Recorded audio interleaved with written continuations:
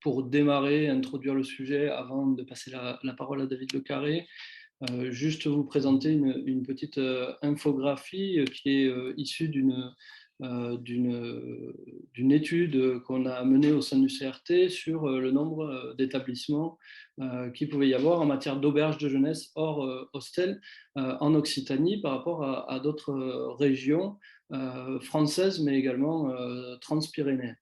Vous pouvez voir, et c'est ce qui nous intéresse, c'est ce qui intéresse le CRTL Occitanie sur la recherche et le développement de ce type d'offres, c'est qu'on peut voir qu'en Occitanie, à travers les chiffres que vous voyez, il y a moins d'établissements qui sont des auberges de jeunesse sociale et solidaire qu'en Aquitaine, en Auvergne-Rhône-Alpes, et surtout qu'en Catalogne, même hors Barcelone, et ça c'est très important, on a sorti Barcelone aussi du jeu parce que ça a faussé évidemment l'ensemble des chiffres. On a une capacité totale qui est très inférieure à ces régions-là, une capacité moyenne des établissements qui est également très inférieure. Donc, on a des établissements qui sont moins nombreux, plus petits, moins bien répartis sur le territoire. Et donc, on estime qu'il y a un vrai potentiel sur le développement de ce type d'établissement en Occitanie. Donc, c'est tout l'enjeu également de ce webinaire, c'est comment montrer et comment démontrer ce que peut apporter l'offre d'auberges de jeunesse sur les territoires, pas seulement, comme on pourrait le croire, seulement dans les grandes métropoles, même s'il y a un véritable enjeu dans les grandes métropoles d'Occitanie, que ce soit Toulouse ou Montpellier, mais également sur l'ensemble des territoires par la diversification de la clientèle auprès de la clientèle jeunesse, mais également auprès de l'ensemble des clientèles autour des valeurs du tourisme social et solidaire. Et c'est pour ça que pour introduire ce sujet-là et présenter ce sujet-là, je laisse la parole à David Le Carré, qui est directeur délégué de la Fédération unie des auberges de jeunesse. Merci Pascal, bonjour à tous. Ravi de vous parler. Et, en tant que délégué général de la Fédération unie des auberges de jeunesse, je tire le même constat que le CRT Occitanie, donc que Pascal vient de décrire, c'est-à-dire le manque de structures d'auberges de jeunesse en Occitanie, dans les grandes villes comme Toulouse ou Montpellier, mais aussi sur l'ensemble du territoire et donc dans les plus petites communes. Je vais un peu rapidement vous décrire pour que tout le monde soit raccord sur ce qu'est une auberge jeunesse et qui sont les acteurs aujourd'hui en présence, sachant que donc on va commencer par les historiques.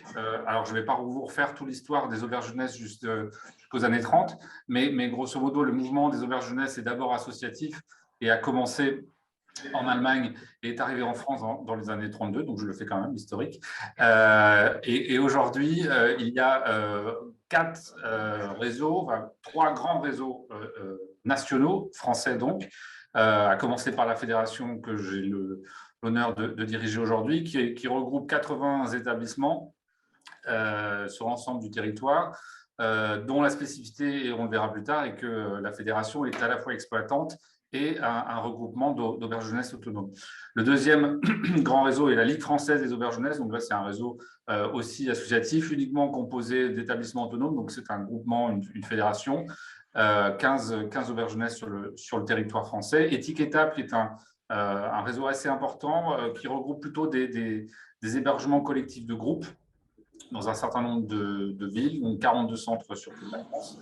Et puis, vous avez plusieurs petits réseaux locaux ou départementaux, comme les auberges de jeunesse du Finistère, par exemple, qui regroupent 5 auberges jeunesse sur le territoire, ou les auberges jeunesse de Charente-Maritime, qui font partie de la fédération et qui sont aujourd'hui 4 établissements sur le territoire. Et évidemment, une kyrielle de petits établissements autonomes dans leur gestion, sur des structures complètement différentes. Ça peut être de l'associatif, ça peut être des communes qui gèrent aussi des auberges jeunesse, comme vous devez le savoir. Voilà, on a tout un tas d'acteurs aujourd'hui qui ne sont pas membres de réseau, mais qui complètent le schéma. Pour un peu zoomer sur ce qu'est la spécificité d'une auberge jeunesse et donc de ce qui regroupe nos différents réseaux, ce sont ces quelques grands principes que vous voyez, et on décrira rapidement, ce ne sont pas que des mots. La mixité, l'interculturalité, l'éducation, et je vous rappelle que les auberges jeunesse sont partie du mouvement d'éducation populaire des années 30. L'éco-responsabilité, c'est un mouvement important sur l'ensemble de la société et dans le secteur du tourisme en particulier, et les auberges jeunesse de la fédération, entre autres, ont pris le train en marche depuis déjà un petit moment. La tolérance et de la solidarité, ça, ce sont évidemment des grands principes qui ne peuvent pas être remis en question aujourd'hui, mais qui font la spécificité d'une auberge jeunesse, notamment associative, par rapport à des réseaux plus marchands. Sur la fédération, donc maintenant pour zoomer un peu, pour que vous sachiez, donc déjà un grand merci au CRT de nous donner cette visibilité auprès des acteurs des communes. La fédération se veut réellement partenaire des collectivités. Nous sommes présents, comme vous voyez, sur l'ensemble du territoire français. Nous avons donc 80 établissements, 50% d'entre eux sont des établissements affiliés, donc c'est-à-dire autonomes dans leur gestion sur des structures différentes. La fédération affilie également et accueille dans son réseau des structures privées type SA ou SAS. Donc ce n'est pas la structure juridique qui fait l'appartenance au réseau, mais bien la volonté de mettre en place les grands principes du tourisme social et durable. Et 50% du reste du réseau sont des établissements qui sont exploités directement par la fédération, qui est donc employeuse, 300 ETP et environ 25 millions d'euros de chiffre d'affaires. Sur l'ensemble de ces bâtiments, des propriétés diverses.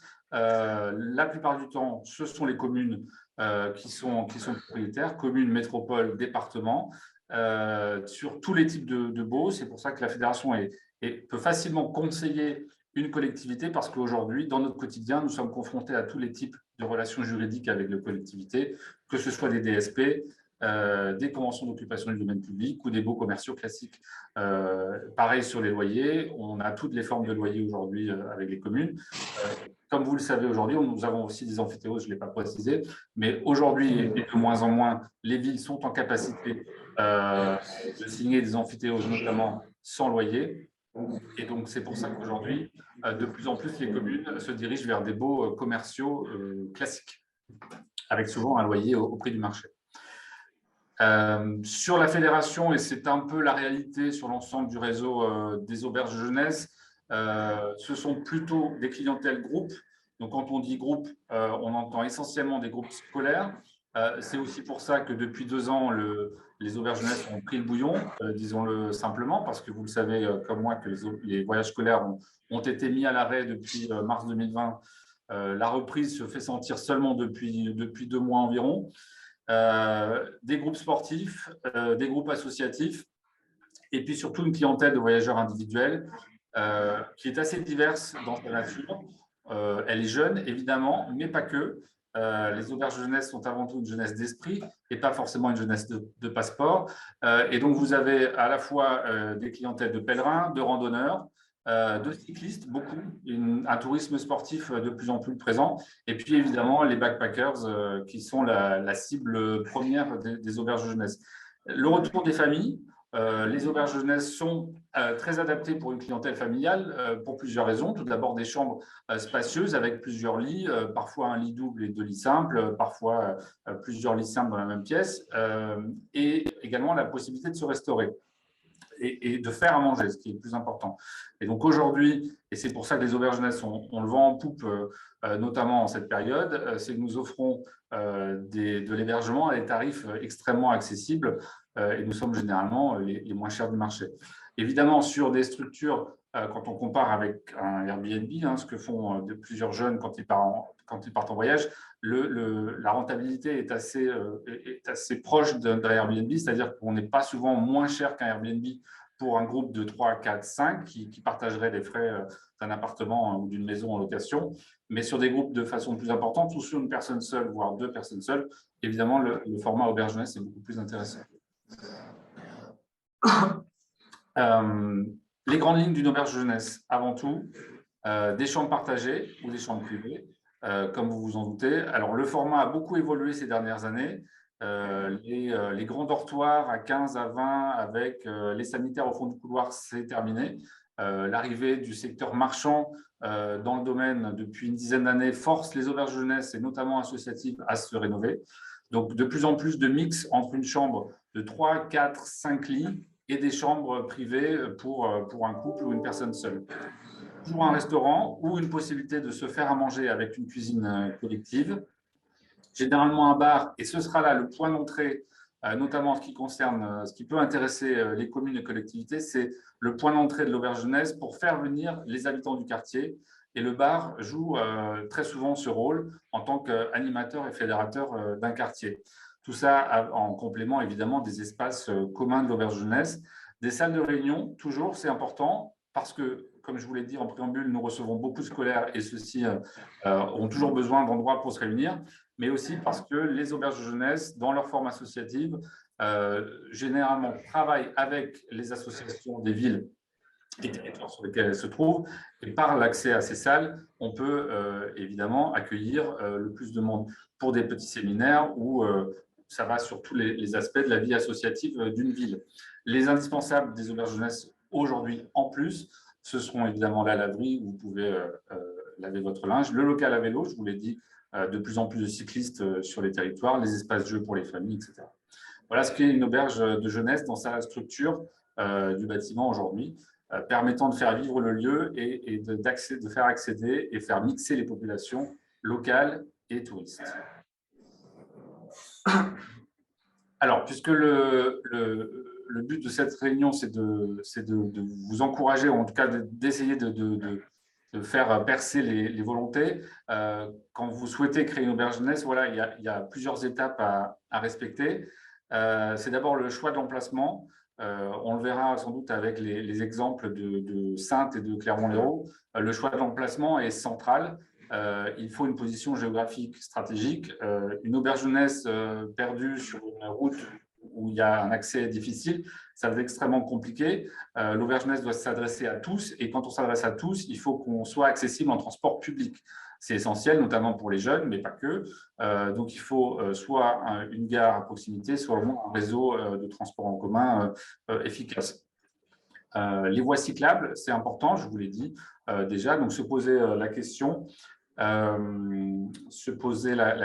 de l'accès aux voies cyclables à proximité d'une auberge jeunesse. Les équipements sportifs, c'est une clientèle qui est adepte des hébergements collectifs, on le sait. Quand vous avez une classe de gamins qui vient participer à un terrain de foot, l'auberge jeunesse avec sa chambre à 10 ou à 5, ça plaît énormément. Donc, vous posez la question du choix de l'emplacement, que ce soit un bâtiment à rénover, comme on le verra avec Monsieur le maire de Clermont-Lérault, ou que ce soit une construction neuve, comme par exemple la Fédération a pu ouvrir récemment en Occitanie, c'est-à-dire à Cahors. Ensuite, le positionnement du projet. Qu'est-ce que la ville veut faire de ce bâtiment? Pourquoi une auberge jeunesse? Est-ce que la ville souhaite avant tout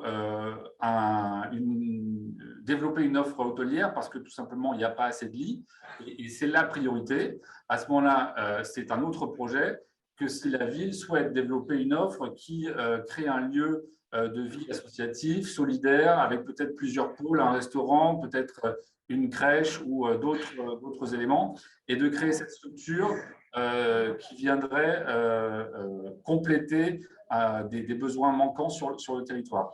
Donc ça, c'est important, et c'est pour ça que le choix de l'exploitant sera la clé lorsque la ville aura dessiné en tout cas ses volontés.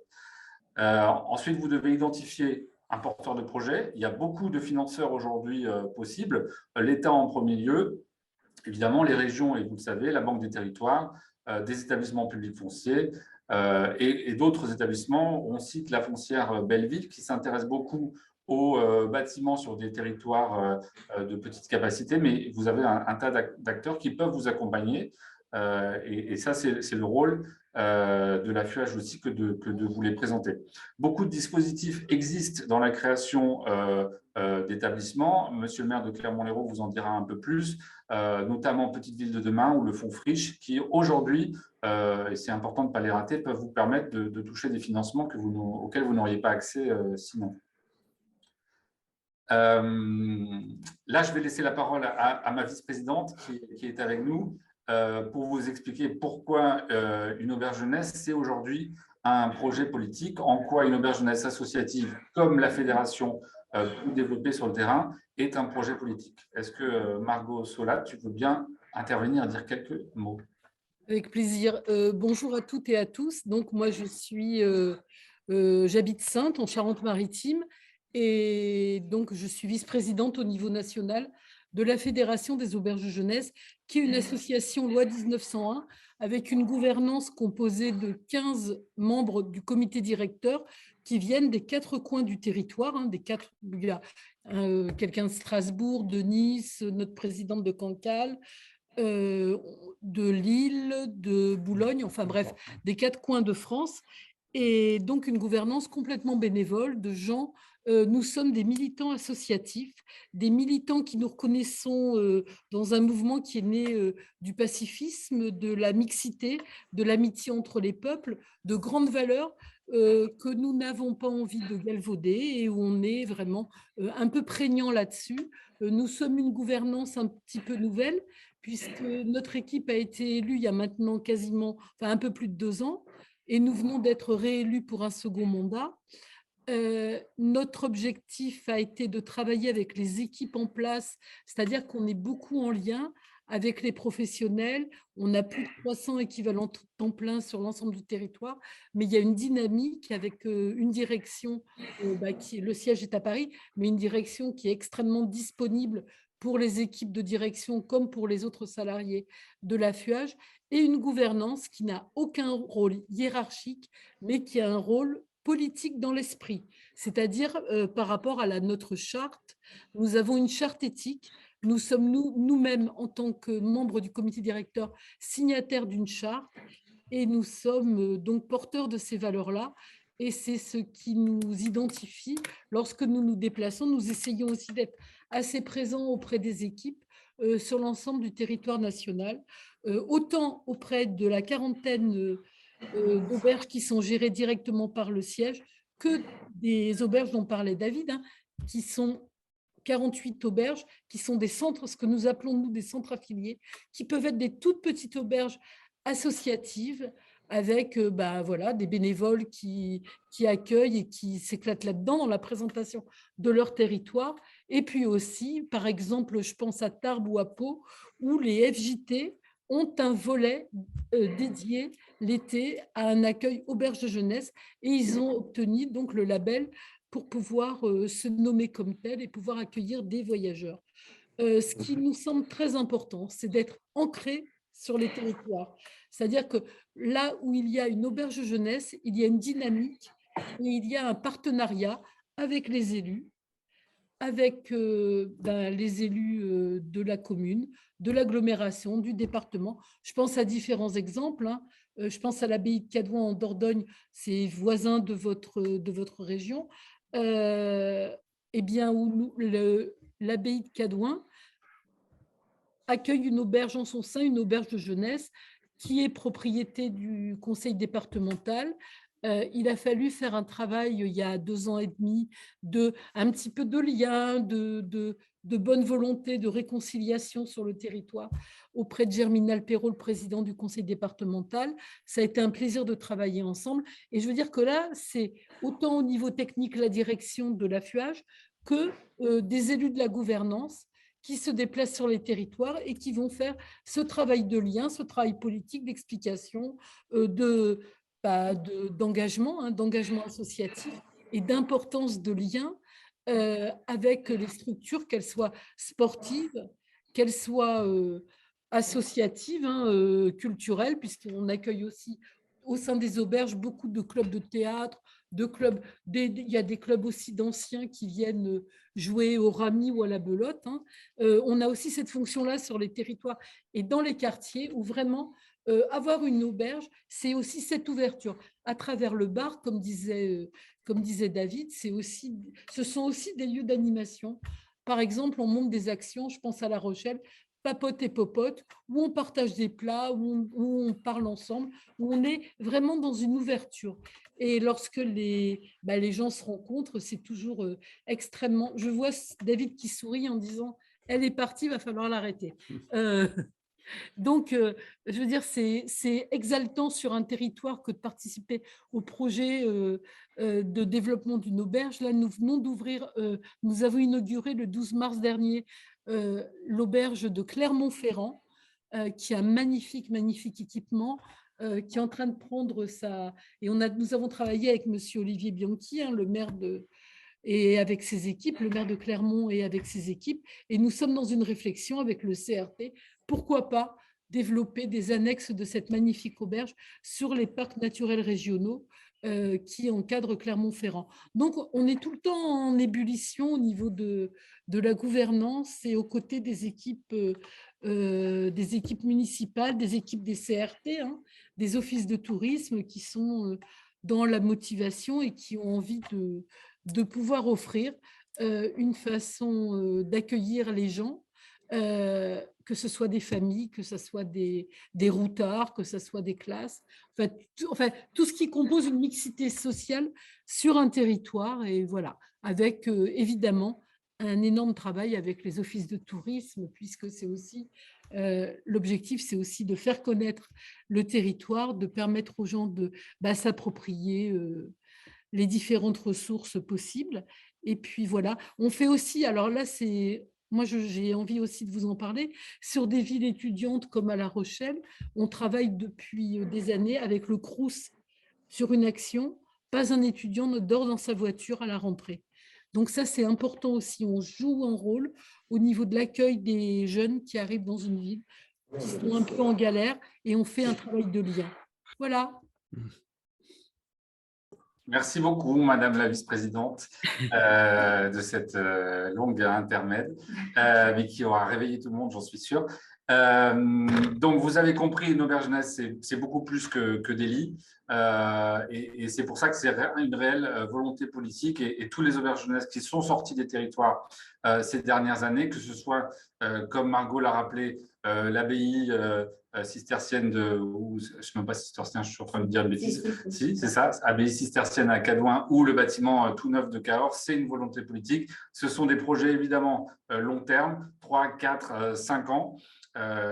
Donc généralement, et ça on le sait dans la relation avec les maires, souvent les maires qui prennent ces engagements veulent toujours voir la sortie de l'auberge avant la fin du mandat. C'est pas toujours possible, sauf si vous êtes réélu, et ça je vous le souhaite. Mais voilà, c'est un engagement long pour la ville et la commune, mais qui a un engagement qui a du sens. Donc pour vous aider, pour vous accompagner, les CRT évidemment, et encore une fois merci à Pascal et son équipe, les offices de tourisme, et ça vous vous en doutez, Atout France, qui a des programmes d'ingénierie qui peuvent financer certaines des études, les réseaux. Alors là, on est sur un réseau du tourisme social, donc évidemment, je ne peux que rendre hommage à l'UNAT, notamment l'UNAT Occitanie qui est avec nous en la personne de Georges Landière. Donc les UNAT dans les régions sont informés des différents dispositifs et peuvent accompagner, et justement, c'est bien leur rôle, accompagner soit les porteurs de projets, les communes ou les exploitants comme la fédération. Et évidemment, il faudra à un moment que le porteur de projet se positionne sur un exploitant. Est-ce que je veux un exploitant plutôt associatif, tourisme social, ou est-ce que je veux un exploitant classique du type accord? Évidemment, encore une fois, ça dépendra de votre besoin sur le territoire. Et l'aide d'un programmiste ne sera pas de trop à la fin pour finaliser le projet. Et j'ajoute juste, comme ça l'est justement signalé, qu'on peut aussi solliciter les agences départementales du tourisme ou les comités départementaux du tourisme, qui sont aussi des interlocuteurs précieux et qui connaissent très bien leur territoire. Oui. Je compléterai, Pascal, avec, oui. Juste sur le slide avant, voilà, la photo, je voulais juste vous la très rapidement. Il s'agit de l'auberge jeunesse de Lille, donc un fort projet politique porté par Madame la maire Martine Aubry, ouverte en 2015. C'est un bâtiment exceptionnel, évidemment, dans son architecture, donc on ne prétend pas dupliquer ce format partout sur le territoire occitan, mais quoique ça pourrait être pas mal.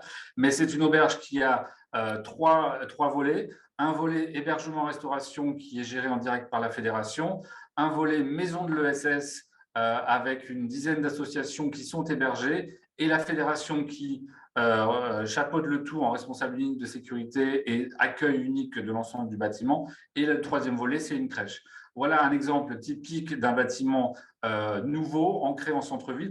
Alors pour le coup, là, c'est Porte de Valenciennes, pour ceux qui connaissent l'île, donc un quartier nouveau, avec des équipements sportifs à proximité, beaucoup de bureaux, et donc une capacité pour l'auberge jeunesse de s'ouvrir sur l'extérieur. Sa restauration et son bar vont permettre aux travailleurs des bureaux à côté de venir se restaurer le midi. La maison de l'ESS, évidemment, est un lien direct avec l'utilisation des salles de réunion et les occupations de façon très régulière des programmes d'activité, des soirées danse ou concerts.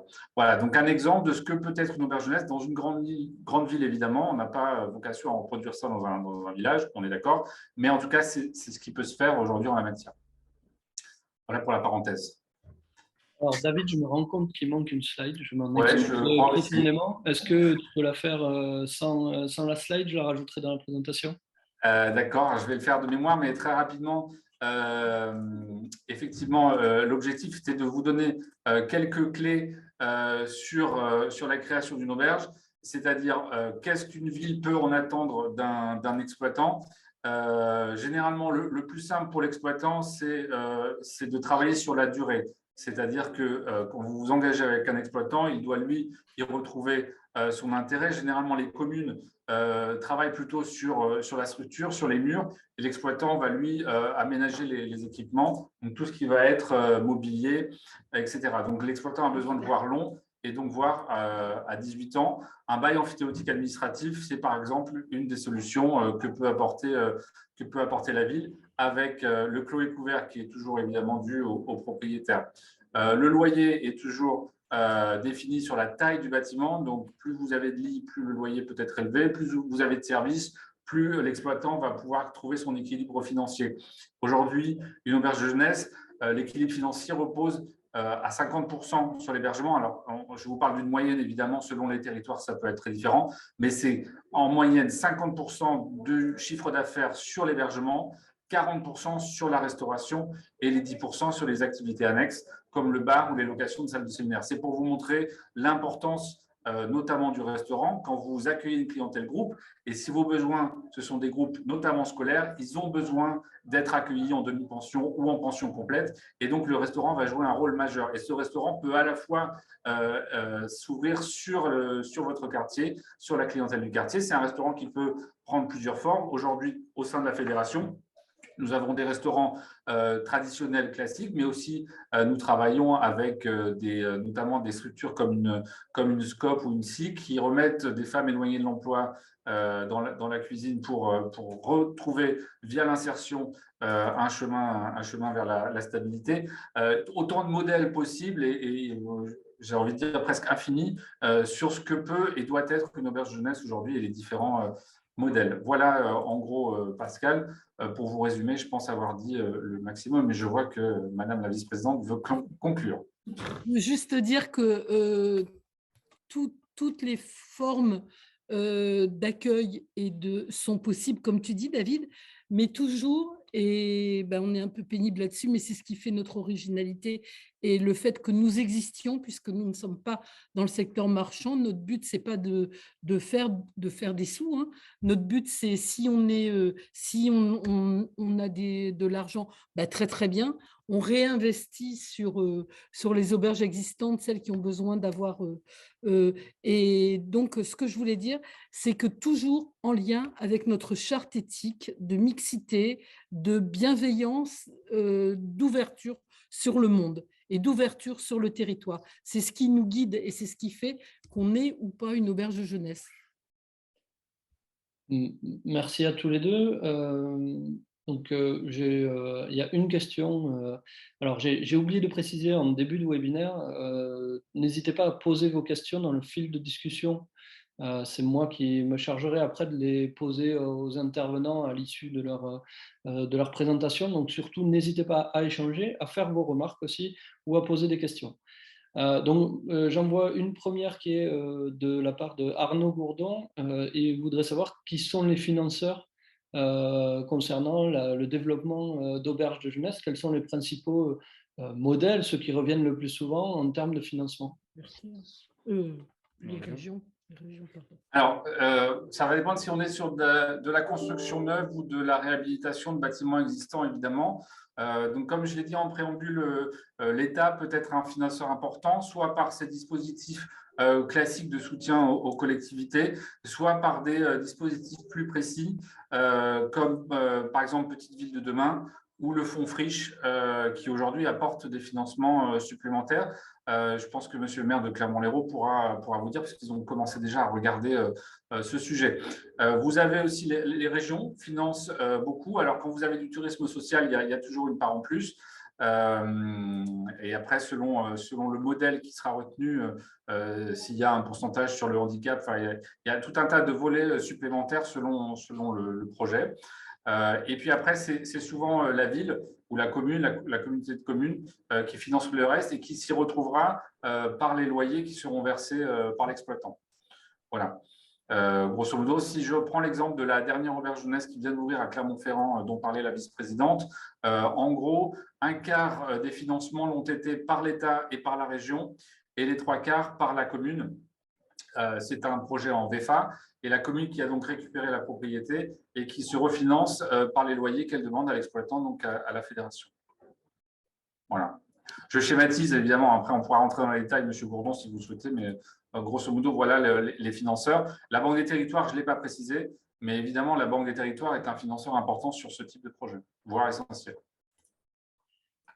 Je vois que M. Glandiard lève la main. Est-ce que vous pouvez poser votre question ou faire votre remarque sur le fil de discussion, M. Glandiard?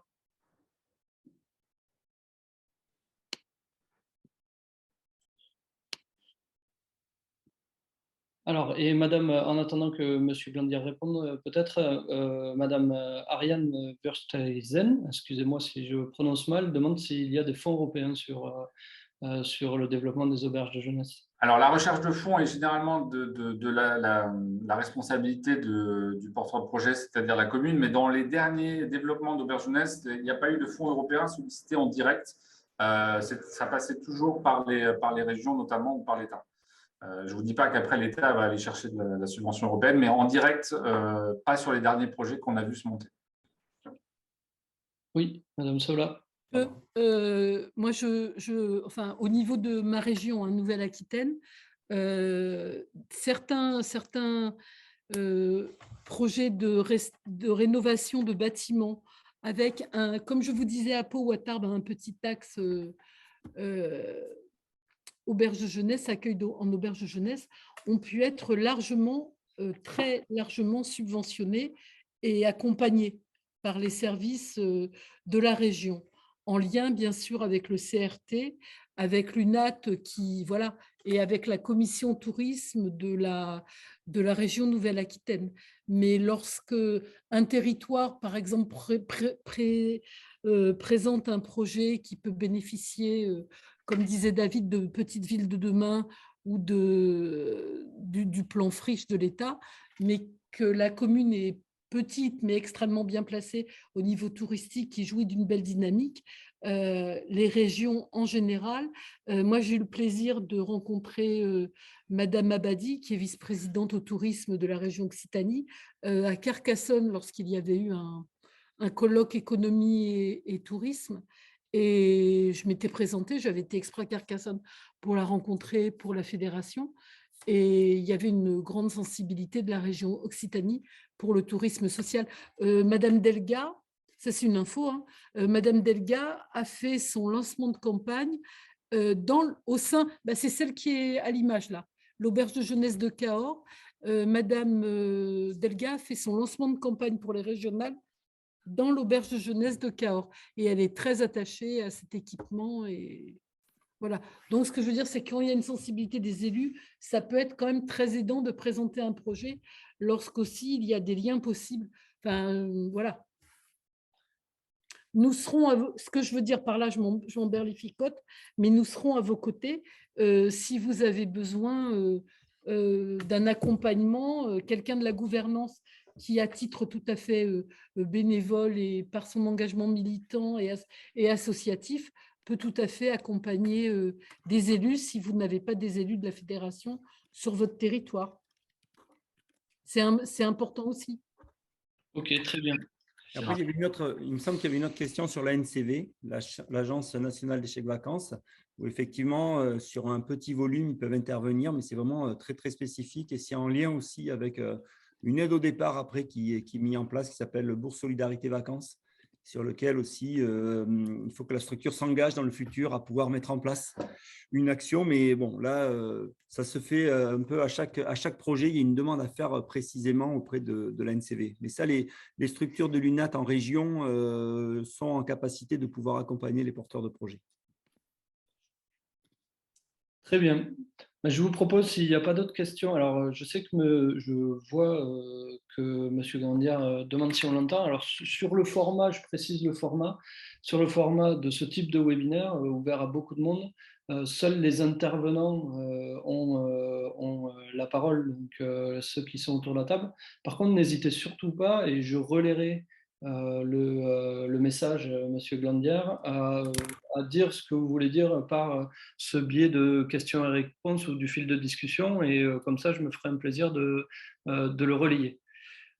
Donc, si vous voulez, on peut continuer et passer à la présentation concernant l'auberge de jeunesse de Rochefort, avec Samantha Bertrand et Philippe Moretti. Donc, je vous laisse la main et je vais partager tout de suite mon écran. Vous pouvez commencer et je partage l'écran dans une minute. Merci beaucoup. Donc, effectivement, le choix que l'on a fait lorsqu'on avait échangé sur la préparation du webinaire, c'était de mettre en avant, alors il y a le réseau des auberges jeunesse, comme l'a évoqué tout à l'heure David, qui est propre à la Charente-Maritime, qui gère 4 équipements. Et après, avec un conseil d'administration et une gouvernance associée. Donc là, le choix que l'on a fait, alors ce n'est pas l'image de l'auberge jeunesse, désolé. Pardon, oui. Mais non, mais je crois qu'il y a eu un problème d'envoi sur les photos, mais bon, c'est pas grave, hein, elle est très sympa, ça donne envie, donc c'est bien, c'est le profil. Tu as vu, Samantha, qu'il va falloir qu'on aille vers ce genre de choses. Moi, je des pilotis. On est et juste comme il y a la à côté montée des eaux, chez nous, il n'y a pas de problème. Voilà, et comme on est à côté de la Charente, donc c'est parfait. Voilà. Voilà. Donc là, ce qu'on a fait comme choix avec Samantha, on peut passer à la slide suivante, c'est qu'on vous propose de présenter un peu en faisant une double vision, la vision à la fois de l'opérateur, la collectivité, qui est la communauté d'agglomération de Rochefort-Océan, donc Samantha présentera, et puis les auberges jeunesse, un peu dans la continuité qu'a dit David, mais d'aller vraiment au plus près de la réalité du terrain et de voir sur l'approche territoriale comment ça se concrétise. Et avant de laisser Samantha poursuivre, en fait, le choix que l'on a fait dans la présentation, c'est de partir sur l'effet labellisation. Parce que l'effet labellisation, en fait, il s'appuie sur une valorisation des actions qui sont mises en place. On peut très bien arriver à une association en disant mais nous, on met en place du développement durable, on fait des actions pour accueillir les vélos, on met en place de l'accueil pour les personnes en situation de handicap. C'est très bien, mais à partir du moment où on a une labellisation, ça officialise davantage et vis-à-vis des professionnels du tourisme sur le territoire et aussi des collectivités, ça renforce une démarche un peu plus professionnelle qui s'inscrit directement par rapport aux institutions. Quand on parle, alors ça ne fait pas venir beaucoup plus de monde peut-être, mais en tout cas, ça valorise l'action qui est mise en place. Donc, Samantha, tu peux poursuivre peut-être sur Alors, on peut passer à la slide d'après. Donc, bonjour à tous. Donc, Samantha Bertrand, je suis coordinatrice tourisme durable et accessibilité à la communauté d'agglomération Rochefort-Océan. Donc, communauté d'agglomération qui regroupe 25 communes et la commune de la ville de Rochefort est au centre de notre communauté d'agglo. Philippe parlait de label. On a obtenu il y a 2 ans le label Grand Site de France. Et ça va montrer aussi les différentes thématiques. David Lecarré parlait de plusieurs thématiques, l'accessibilité, alors accessibilité liée au transport, l'accessibilité sur le handicap, le tourisme durable, le vélo. Bon, c'est bien avec Philippe, on ne s'est pas trop trompé dans notre présentation, ça va reprendre ces thèmes. donc voilà, donc là on vous a mis un petit panel, si vous voulez venir en Charente-Maritime. Ça donne envie. Comment ? Ça donne envie, c'est là où a été construit l'Hermione. Voilà, donc on a l'Hermione, la Corderie Royale, Fort Boyard, on a aussi des marais, le littoral, et aussi une faune et une flore assez préservée. Donc voilà, c'était aussi pour décrire un petit peu dans quel écrin l'auberge de jeunesse a été mis en place sur Rochefort. On peut passer à la slide d'après.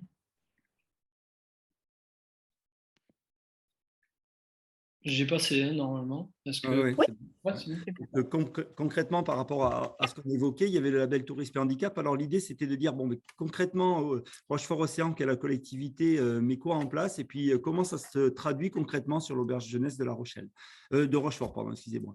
Donc, sur l'objectif de la Charente-Maritime, c'était de faire en sorte que l'ensemble de ces auberges jeunesse soient accessibles. Et en fait, l'auberge jeunesse de Rochefort a été la première structure à avoir la labellisation sur l'ensemble des 4 items. Et ça, c'était important. Et on est très fiers aussi de dire que l'année dernière, on a obtenu le premier label, enfin, le premier prix de l'hébergement collectif au niveau de tourisme et handicap, avec une remise qui a été donnée par l'Agence nationale aussi des chèques vacances. Donc ça, c'est aussi une valorisation de l'action qui est mise en place sur le quotidien, avec bien sûr tout ce que l'on peut voir, c'est-à-dire que concrètement, ça va au-delà de l'accueil, ça va aussi sur la formation du personnel, ça va aussi sur la mixité, mais aussi ça doit s'inscrire dans un territoire pour faire en sorte que les personnes en situation de handicap puissent aussi bénéficier sur l'ensemble du territoire de l'action globale. Et Samantha, par rapport à ça, tu peux évoquer… Mais c'est vrai qu'on a profité du déménagement de l'auberge qui était en centre-ville, dans un bâtiment ancien. Donc, il y a une auberge aujourd'hui qui est un petit peu plus loin du centre-ville, mais qui est bien desservie. On va en parler tout à l'heure par les itinéraires vélo, par exemple. Donc, on est sur un bâtiment de la rénovation, donc ce qui a permis l'obtention des 4 handicaps. Sur Rochefort-Océan, on est engagé depuis 10 ans sur une accessibilité à l'échelle du territoire. Donc, on a une 50aine de prestataires qui sont labellisés. Et comme le disait Philippe, c'est bien qu'un hébergement soit labellisé. Après, les personnes, qu'est-ce qu'elles font pendant le reste de leurs vacances? Donc là, on a vraiment un maillage, un réseau, que ce soit de la plage, du bateau. On a un futur Carly accessible, des musées, des hébergements, des restaurants, tout ça. La sensibilisation est aussi importante et on peut peut-être passer à la slide d'après pour montrer aussi comment l'auberge participe. Alors encore celle d'après.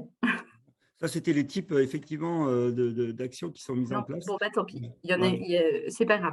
Mais on Donc, va par en parler exemple, un peu plus tard après, parce qu'effectivement, il y a un exemple très concret. Alors ça, c'était un autre exemple aussi concret, c'était l'inscription dans son territoire. On a parlé tout à l'heure d'aménagement du territoire. Juste Philippe, si on peut juste revenir 30 secondes sur l'accessibilité. Oui. Alors là, c'était l'idée de la chaîne de déplacement. Je disais que c'est dommage. Donc là, c'est une des chambres de l'auberge de jeunesse. Et c'est de se dire, qu'est-ce que je fais pendant toutes mes vacances? Et juste pour terminer sur l'accessibilité, au niveau de Rochefort-Océan, l'auberge de jeunesse peut faire sa communication et l'Office de tourisme et la communauté d'agglo mettent en place un guide de vacances accessibles. Donc comme ça, les personnes en situation de handicap retrouvent l'ensemble des éléments, des prestations qui sont entièrement accessibles. Donc là, au moins, on a quelque chose de cohérent par rapport aussi à une journée type et par rapport à un séjour. Donc la suite, après l'accessibilité, c'est le vélo. Et du coup, comme on l'évoquait tout à l'heure un petit peu, on voit bien que le slow tourisme, on est dans une démarche qui était un peu avant-gardiste.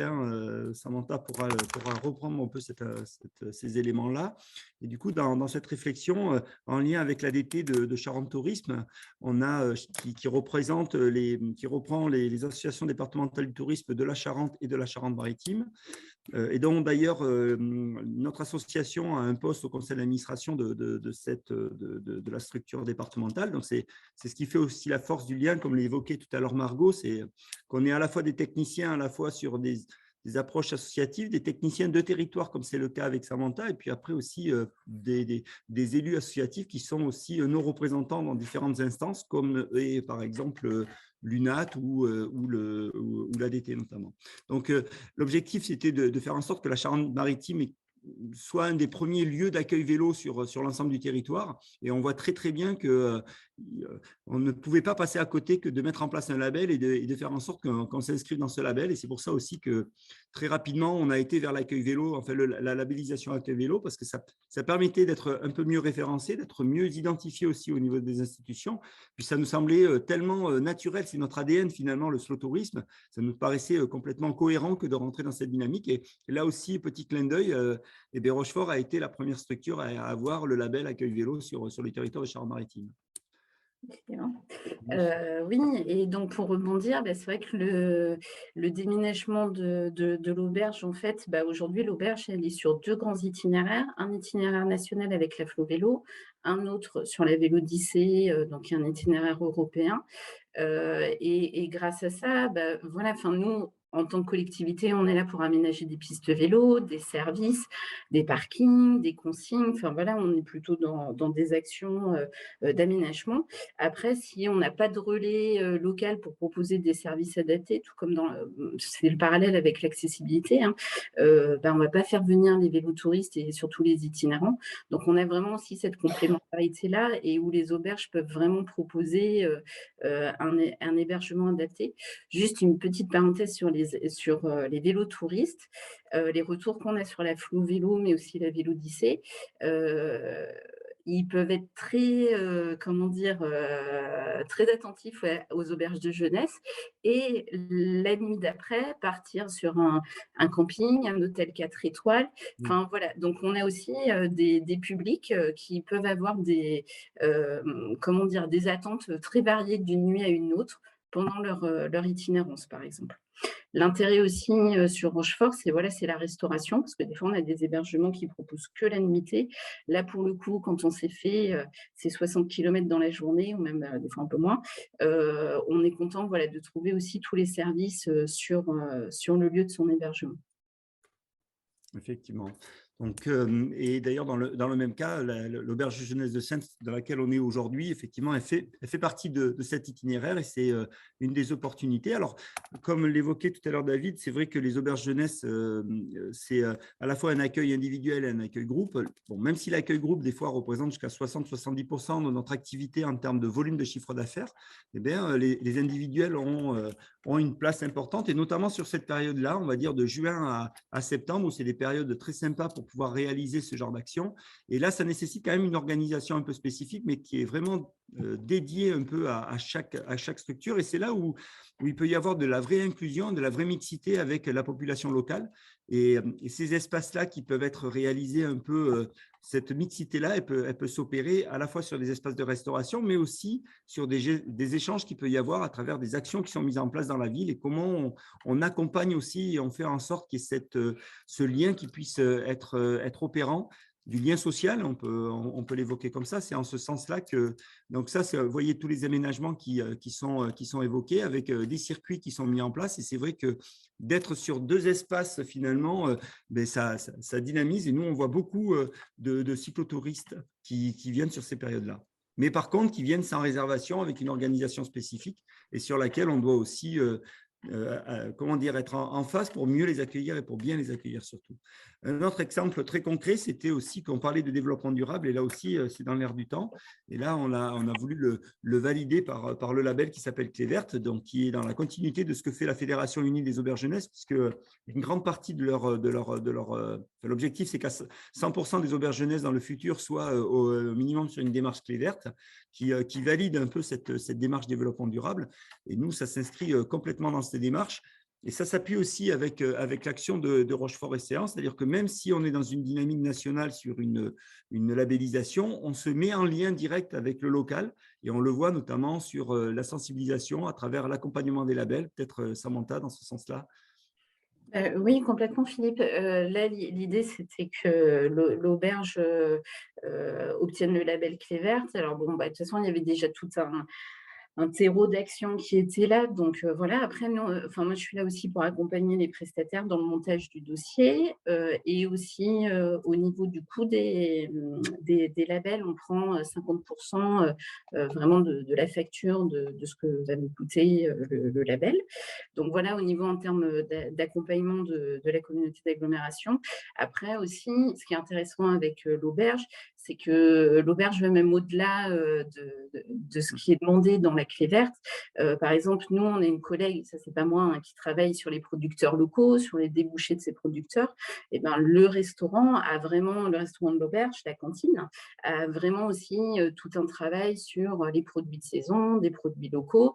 Enfin voilà, nous, pour organiser de temps en temps des réunions au restaurant, et ben voilà, on a l'habitude aussi des fois de repas sans viande. Enfin voilà, donc il y a aussi toute une démarche et petit à petit, ça infuse aussi dans l'agglo et inversement. Donc c'est ce qui est intéressant.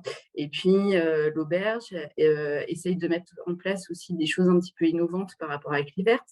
Que ce soit arrêter les serviettes en papier, que ce soit des petits kits réutilisables pour les pique-niques, enfin tout ça. Donc des fois on peut accompagner techniquement, on peut chercher aussi des financements, des fois c'est un petit peu plus compliqué, mais en tout cas voilà, la directrice sait que si elle nous appelle, on essaye en tout cas de proposer une oreille attentive et d'essayer de l'accompagner au mieux, par exemple par rapport à ces 3 thématiques. Exactement. Donc là, on voit voilà une action un peu spécifique. Alors, on a une cantine qui a été mise en place où on est ouvert 2 à 3 fois par semaine pour l'ensemble de la population locale sur les midis, parce qu'on est dans un lieu qui est une ancienne base militaire qui a été réaménagée. Donc, peut-être que là, on pourrait d'ailleurs disposer du fonds friche si ça devait se remettre en place maintenant, mais ce n'est pas le cas. Et puis, en même temps, et ça se fait aussi en lien avec la collectivité. On travaille sur des actions d'animation qui sont mises en place. Mais là, par exemple, c'était les mercredis du jazz et on a profité de mettre la scène proche de notre espace de restauration et d'ouvrir notre espace de restauration sous un format guinguette pour pouvoir accueillir aussi dans son ensemble la population locale.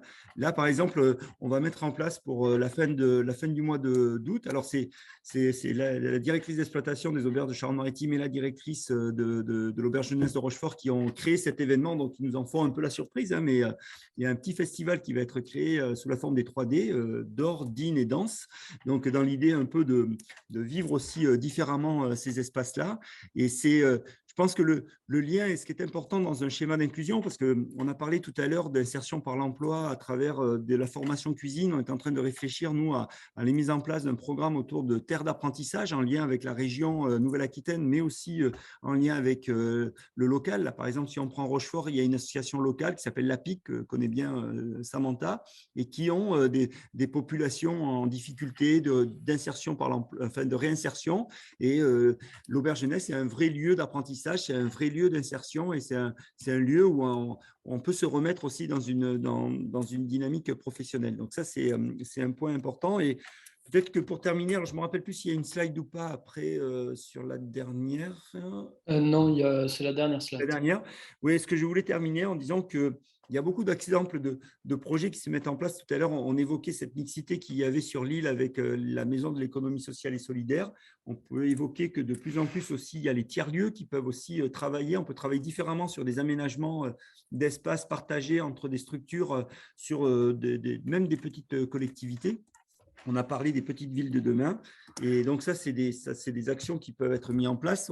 On est aussi dans le programme Erasmus+, sur des projets autour du développement durable à l'échelle européenne. Et là, dernièrement, on a accueilli un groupe de jeunes qui est venu et on l'a partagé sur l'ensemble des structures. Ça permet aussi de voir différemment les choses avec des déplacements, bien sûr, en slow-tourisme, en vélo, comme on l'a évoqué.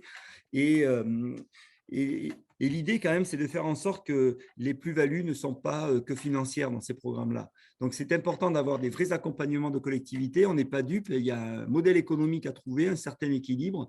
Mais je pense qu'il y a des vrais enjeux de société à trouver, en tout cas, sur lesquels l'ensemble des réseaux qu'a présenté tout à l'heure David et même les membres de l'UNAT, et on sait qu'il y en a parmi nous. Et d'ailleurs, on fait un petit big up à Georges qui est là depuis très longtemps et qui travaille depuis très longtemps aussi. On a eu des échanges entre nous puisqu'on a fait, nous, intervenir l'UNAT Occitanie à l'UNAT Nouvelle-Aquitaine pour certains projets qui avaient été développés. Et il y a un proverbe africain qui dit « tout seul, on va plus vite, mais ensemble, on va plus loin ». Bon, mais je pense que c'est le moment d'aller plus loin. Merci beaucoup à tous les deux. ce que je vous propose, parce que je vois le temps défiler un peu. Oui, pardon. Non, mais c'est pas grave, c'était intéressant. Ce que je vous propose, c'est de passer tout de suite à la discussion avec Monsieur le maire de Clermont-Lérault. Si vous avez des questions, toujours, n'hésitez pas à le poser dans le fil de questions. Et comme ça, on rejoindra, on réunira toutes ces questions pour, s'il y en a, pour la fin du webinaire. J'en profiterai également à la fin du webinaire pour relayer le message de Georges Glandière sur le rôle de l'UNAT et de la région en Occitanie concernant le tourisme et l'accompagnement au tourisme social et solidaire. Donc, Monsieur le maire, bonjour. Bonjour. Merci d'être parmi nous aujourd'hui. Vous intervenez dans un contexte un peu particulier qui est de ne pas aujourd'hui avoir développé encore de projets d'auberge de jeunesse dans votre ville, mais en revanche d'y penser très fortement dans le cadre d'un projet de réhabilitation de friches. Et donc, est-ce que vous pouvez tout d'abord nous dire quel est l'enjeu patrimonial peut-être de la friche que vous allez réhabiliter, un peu nous situer son contexte, et nous dire aujourd'hui où vous en êtes dans ce projet dans un premier temps.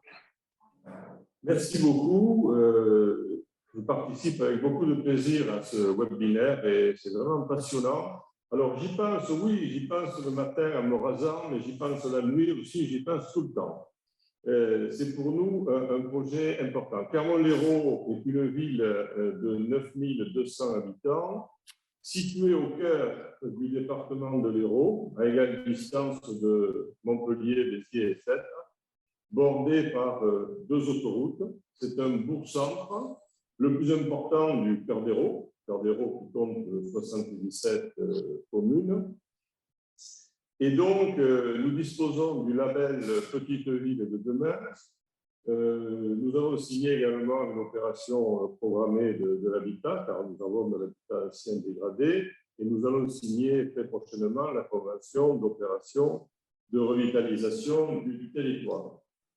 Nous disposons en centre-ville à Clermont-Lérault avec un grand parking du centre, et la gare des bus est à peine à 200 mètres, une friche industrielle, dite friche Salas, qui est une ancienne coopérative vinicole. Vous voyez la photo à l'écran. C'est un endroit super. Nous avons fait défiler là toutes les autorités du coin, à commencer par le préfet, et nous nous sommes mis au travail avec l'objectif de réhabiliter cette friche et de l'occuper aussi de manière aussi efficiente que possible. Donc nous avons réuni les partenaires. Les partenaires sont l'établissement public foncier qui a vocation à acheter la friche au nom et pour le compte de la mairie, une friche qui fait à peu près 3000 mètres carrés. Nous avons également la Banque des territoires et son directeur, M. Aladjian, la foncière Belleville, et nous travaillons par îlot dans le cadre d'une convention d'aménagement avec la Société d'aménagement Territoire 34. Cette société est chargée de collecter aujourd'hui les besoins des uns et des autres afin de tendre vers une complémentarité et une homogénéité de l'ensemble. Nous avons fait une réunion avec tous les partenaires, les organismes intéressés par l'occupation de cette friche, une dizaine, et il y en aura moins in fine, au premier rang desquels la Fédération unie des auberges de jeunesse, en vue de réaliser une auberge de jeunesse en ce lieu, un tiers-lieu économique pour des chefs d'entreprise nomades et pour des personnes en télétravail. Et enfin, nous prévoyons également d'y installer un groupement de producteurs agricoles en circuit court et en bio pour diffuser leurs produits dans un lieu beaucoup plus favorable que celui où ils se tiennent actuellement. Donc voilà le format, voilà le concept sur lequel nous travaillons. Alors pourquoi l'affûage? parce qu'il se trouve que j'ai fait toute ma carrière au ministère de la Jeunesse et des Sports, où j'ai été directeur départemental, directeur régional du Languedoc-Roussillon, directeur des CREPS-FACA et inspecteur général au ministère, et que j'ai eu à rencontrer, à côtoyer les grands mouvements d'éducation populaire. Hein, ce n'est pas un gros mot de dénommer ces mouvements d'éducation populaire. Nous y tenons parce que c'est notre ADN, Clermont-Lérault, et j'ai pu mesurer à quel point cette fédération pouvait être efficiente. Donc, nous travaillons avec cet organisme. On a déjà fait 2 réunions, une réunion en visio, une réunion en présentiel. Et donc, nous avançons sur ce concept. Si je résume, la Société d'aménagement du territoire 34 collecte les besoins des uns et des autres en vue de les mettre en complémentarité. L'établissement public foncier a vocation à acheter à la propriétaire, il y a 2 propriétaires, mais ce sont conjoints, la structure au nom et pour le compte de la mairie, la Banque des territoires et la foncière Belleville, qui serait investisseur de l'opération et qui se rémunérerait sur des loyers. J'ajoute que, en ce qui concerne l'auberge de jeunesse, j'ai eu l'occasion de visiter à l'invitation du maire de Clermont-Ferrand, on essaie d'établir des liens, hein, Clermont-Ferrand, le Grand, le Petit, l'auberge de jeunesse nouvellement créée à Clermont-Ferrand, alors dans un ensemble certainement supérieur à ce que nous pourrons faire à Clermont, mais ça m'a donné encore plus l'envie et le goût d'agir dans ce domaine. J'ajoute que nous avons à côté, ça, dans une rue adjacente, un cinéma, une salle de cinéma magnifique de 250 places en très bon état. Et nous allons déporter le cinéma de Clermont à 200 ou 300 mètres de là pour l'agrandir. Parce qu'aujourd'hui, une seule salle de cinéma ne suffit pas. Dès lors, cette salle de cinéma pourrait être utilisée également en lieu de congrès, à la disposition notamment de l'affluage, en sachant que nous regardons de très près l'intérêt de disposer d'une restauration, d'un restaurant, parce que, comme l'a dit la vice-présidente et comme l'a dit le délégué général, c'est important de coupler un peu tout ça. On a également un marchand de cycles de Clermont-Lérault de vélo qui pourrait venir s'installer là pour offrir la possibilité de louer ou d'utiliser des vélos. Bref, on en est à un point où maintenant les choses vont s'accélérer avec la volonté d'agir le plus vite possible. Les besoins sont grands à Clermont-Lérault, nous sommes bien placés géographiquement. Nous avons des lieux touristiques magnifiques, le lac du Salagou, Mourez. Nous travaillons également sur le patrimoine. Nous avons 11 monuments historiques et vestiges à Clermont. On a commencé à acheter des châteaux et nous travaillons pour l'obtention du label site patrimonial remarquable. Nous avons une population scolaire, collège et lycée public et privé de 2100 élèves. Il y a des besoins également pour une population accueillie telle que vous l'avez décrite et pour des groupes constitués. Et je dois dire également, et c'est un point important, que Clermont-Lérault est une place forte sur le plan économique, puisque nous disposons de 1000 entreprises à peu près, commerce, artisanat et entreprises, et nous voulons développer les fonctions de l'apprentissage. Donc, il y aurait là la possibilité pour les jeunes apprentis de venir se loger dans de bonnes conditions, parce que, indépendamment de l'intérêt positif du projet, c'est vrai qu'à Clermont-Lérault, nous avons des capacités de logement qui sont extrêmement faibles. Il y en a 6 repérés par l'INSEE, quand on cumule hôtel et Airbnb.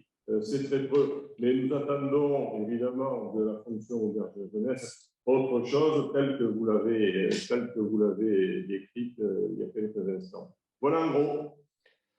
Bien, merci beaucoup pour ce témoignage très intéressant. Moi, j'ai une question sur... on est dans l'image souvent de l'auberge de jeunesse, essentiellement en métropole, sur des structures de très grande capacité. Peut-être David ou vous, monsieur le maire, vous pouvez me répondre. Aujourd'hui, en termes de destination, on appelle ça des univers de consommation hein, dans le tourisme. En général, c'est littoral, campagne, montagne et ville, mais aussi en termes de capacité. Qu'est-ce qu'on peut dire là-dessus sur cette image qui reste, qui est véhiculée aussi par les hostels à Barcelone, à Amsterdam, etc., sur la diversité de clientèle et la diversité de formes d'implantation, notamment dans le cas de la ville de Clermont-Lérault, pardon, qui reste une ville de taille relativement modeste, puisque moins de 12 000 habitants.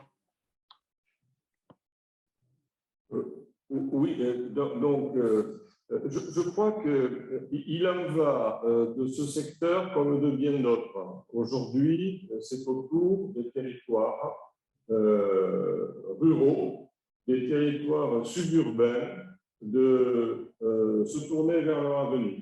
C'est très important dans tous les domaines. Et je pense que dans cette fonction d'accueil et d'hébergement collectif, l'agrégat des besoins fait que on ne se fait pas de soucis en ce qui concerne le remplissage d'une telle structure. D'autant que Montpellier et les IS7 sont à rien du tout, hein, une demi-heure à peu près. Et je pense que c'est à notre tour, hein, les communes suburbaines et rurales. Et il me semble que nous avons autant d'atouts, je dirais pas plus, hein, pour ne pas être inconvenant à l'égard des métropoles. Enfin, on a la nature.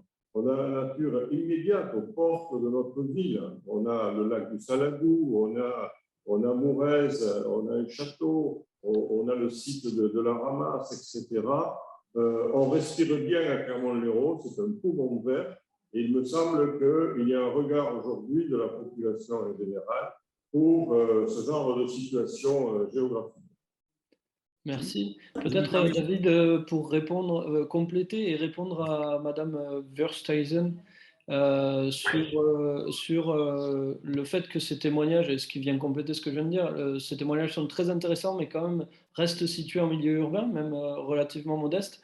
Est-ce qu'on a des exemples d'auberges de jeunesse en milieu rural, hors agglomération? Et si oui, quelles sont les conditions de succès, soit en termes de localisation, soit en termes de positionnement de l'auberge de jeunesse?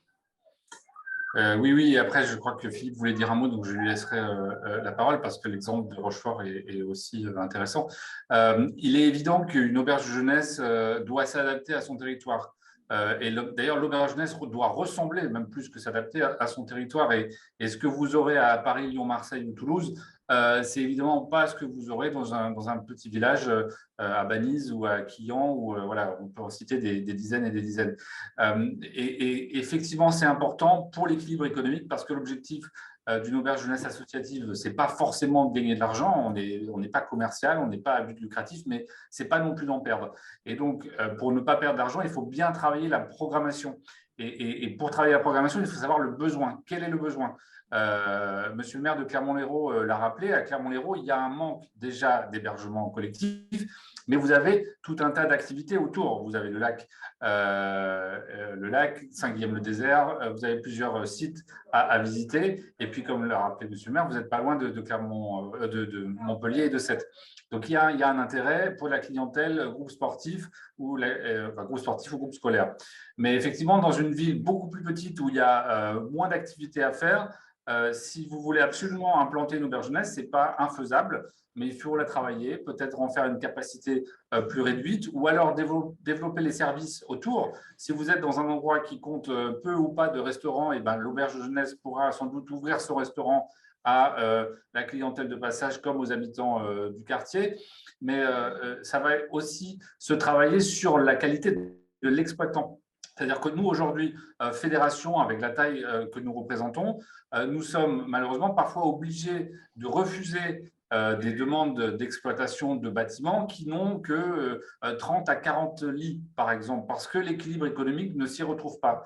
Mais un exploitant autonome qui n'est pas sous une forme juridique comme la nôtre et qui a moins d'obligations légales notamment, et c'est vrai qu'il faut le dire, en matière de respect des temps de repos, tout simplement, parce que dès que vous avez quelqu'un dans l'auberge, s'il faut que vous ayez au moindre client une personne en permanence, ça va vite vous coûter cher. Et donc, si vous n'avez pas un seuil de rentabilité qui vous permet de vous y retrouver, vous allez vous planter très vite.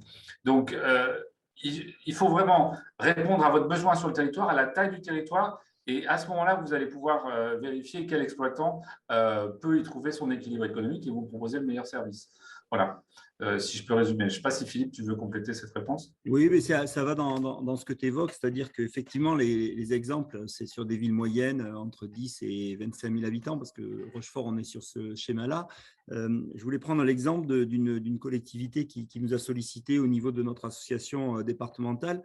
C'est vrai que si on arrive avec un regard, comme vient de dire David, d'application de la règle avec une organisation spécifique liée au respect de notre convention collective qui est complètement normale, et c'est le droit des salariés, et on peut évoquer toute la préoccupation actuellement du secteur du tourisme de trouver des salariés et de faire en sorte que ça soit qui se maintiennent dans l'emploi. Eh bien, on a un exemple là, on a été sollicité donc par un village qui s'appelle Charon. Je regardais la population, ils étaient 1980. Donc, vous voyez, c'est 2000 habitants, donc c'est pas énorme. Et en fait, ça part de quoi? Ça part.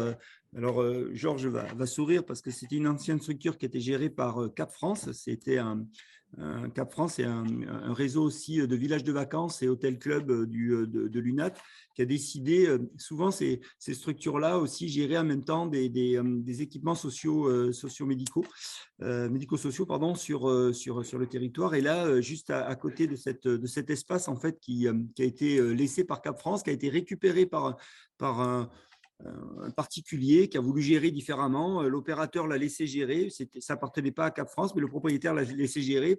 Finalement, ils ont déposé le bilan juste avant le Covid. Et depuis 3 ans, la collectivité se retrouve avec un équipement qui est fermé, alors que la qualité de l'équipement à l'intérieur correspond à de l'hôtellerie et qui pourrait être géré un peu différemment. Et ils se sont retournés vers nous pour réfléchir à comment on pourrait mettre en place le programme.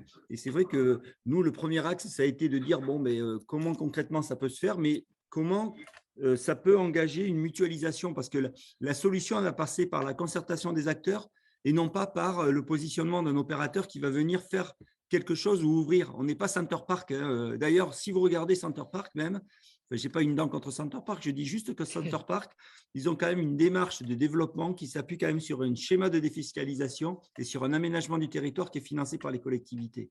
Donc, il faut aussi reprendre les choses et un peu regarder un peu les différents éléments. Et pour terminer, donc ça a renvoyé sur cette petite collectivité. C'est à Charon que ça se passe pour Samantha. Et en fait, ça a renvoyé avec le maire qui est venu à notre Assemblée générale et les adjoints au maire qu'on vu, qui nous ont repérés, avec lesquels on a pu échanger. On a été les rencontrer et on travaille sur une concertation actuellement sur le territoire avec la collectivité qui pourrait venir dans l'hôtel qui est actuellement pas en friche mais pas loin, qui pourrait réaménager le rez-de-chaussée, l'auberge jeunesse qui pourrait venir à l'étage, l'EHPAD à côté qui a une cuisine collective sur laquelle on pourrait travailler. Vous voyez, ça oblige à devoir travailler différemment sur la concertation au niveau des acteurs et ça c'est un enjeu qui est important.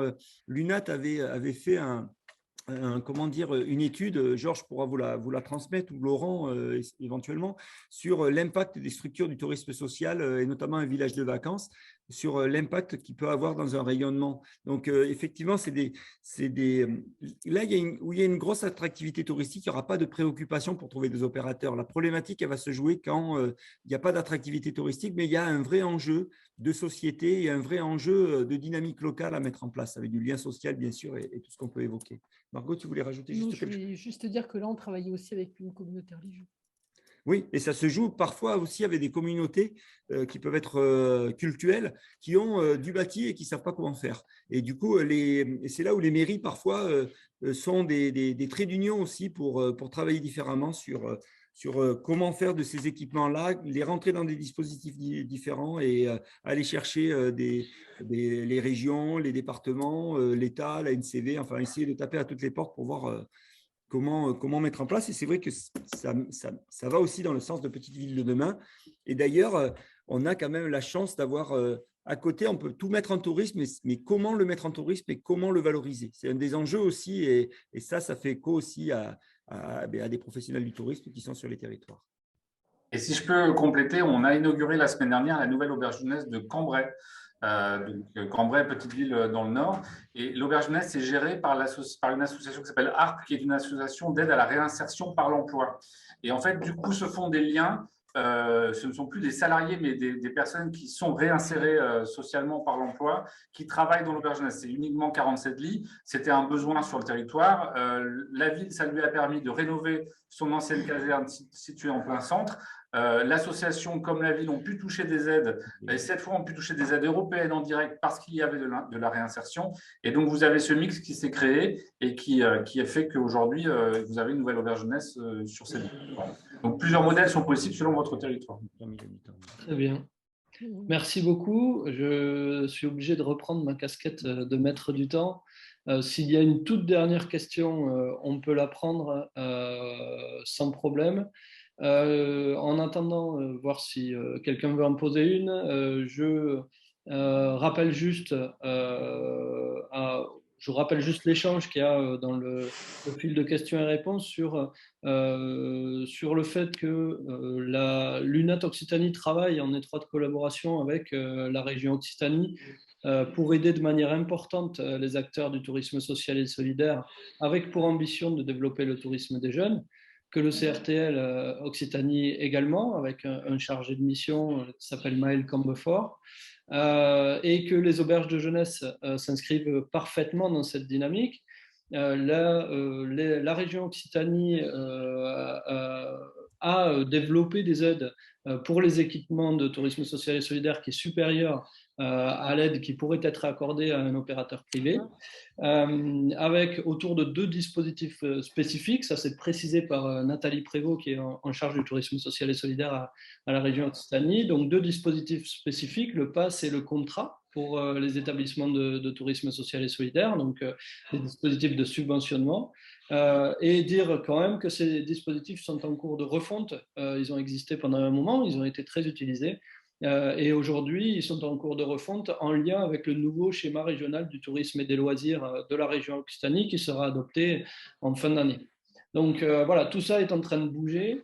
On sent bien qu'il y a un enjeu, on le voit par les chiffres. On a quand même, moi, ce qui me marque personnellement, on peut toujours dire que la dynamique n'est pas la même, mais ce qui me marque personnellement, c'est le gap qui reste très important entre le nombre d'établissements d'auberges de jeunesse en Occitanie, le nombre d'établissements d'auberges de jeunesse de l'autre côté des Pyrénées. Je trouve que c'est un gap qui, même s'il pourrait s'expliquer, est quand même très important et que pour moi, me concernant, je considère qu'il n'y a pas de raison que ça ne puisse pas se développer dans notre région.